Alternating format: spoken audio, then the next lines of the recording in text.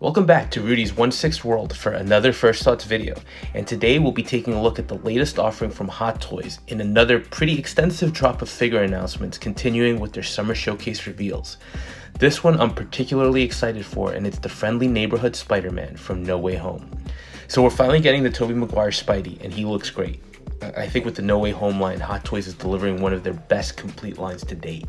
It makes me both excited and scared for the future of the MCU lines, especially when you consider we still have Wakanda Forever to come this year, and we're getting 2 Avengers movies that are going to probably be stacked. Regardless, let's jump right in and take a look at this figure and start with his accessories.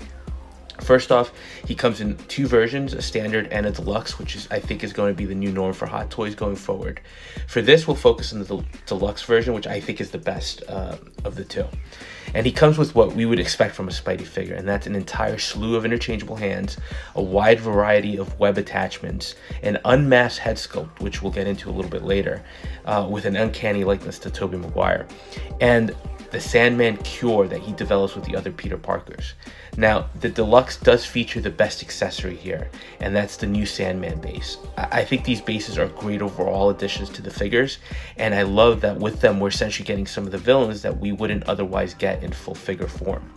Here we're getting the Sandman, which includes a partial face and hand wrapping around scaffolding debris from the final fight. And you really seem to be able to get some really diverse poses out of the figure using it. As a bonus, the deluxe does come with a Dr. Octopus tentacle, similar to the advanced suit Tom Holland Spidey. So it gives you a little extra that I think really helps just give you another layer of dynamic posing with this figure. If you get the 3 Spideys, the displays with the diorama bases for all of them are really going to be something to see. So top-notch accessories here from Hot Toys. And I really hope they continue with these types of bases and give us the collectors the options of either getting them or passing. Now, let's look at his suit, and I think it's a really faithful recreation of the character. He's got the smaller insignia on the front with his red Spider-Man symbol in the back, and the red is a nice textured fabric, with the blue being a more rubbery material that also has some texturing and detailing to it.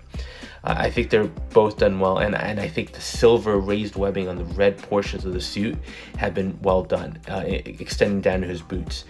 Now, it doesn't look like this is a split cut boot release, but I don't think, based on the pictures, that, or at least I hope, it won't completely hinder the figure's posability and articulation.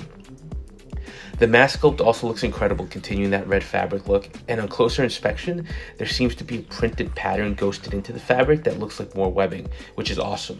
I love the eyes here, which are distinctive from the 2 other versions of the character that we're getting. Finally, let's turn to the unmasked sculpt, and I mean, it's Tobey Maguire.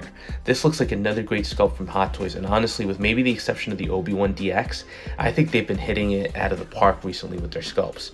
I mean, this looks great, from the texturing and paint apps around the hair to the texturing on the skin.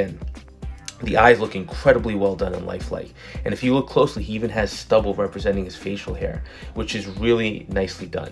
Only minor criticism here, I think the stubble could be a shade darker, not too much, just a little bit, since he did look a little scruffier in the movie, but it looks incredible. So overall, I think based on my response so far, you know where I'm landing here, and that's that this figure looks amazing. I think the figure itself is really well done. The unmasked sculpt is top notch, and throw in the diorama base, this is a can't miss. So for me, it's a definite order.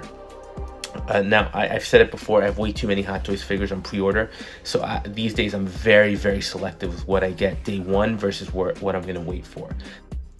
So this is a day 1 pre-order, and definitely for me, I'm getting the deluxe. Once all of these are displayed with their bases, it's just going to make for an impactful look. So I'm really happy and excited that Hot Toys has completed the line. Honestly, if I had any remaining requests from this movie, it would be just to get the final battle version of the Green Goblin, just for that screen accuracy, and I think the figure would look great. But other than that, I really can't complain about No Way Home. Like I said, it makes me both excited for some of the upcoming MCU properties, and at the same time a little apprehensive. My wallet is definitely scared. So what do you think about this? I know he's been a long time coming and a highly requested figure, but did Hot Toys deliver for you? Is there anything else from No Way Home that you might want? Let me know your thoughts, and if you're enjoying the content, please go ahead and like, comment, and subscribe, and we'll touch base on the next video.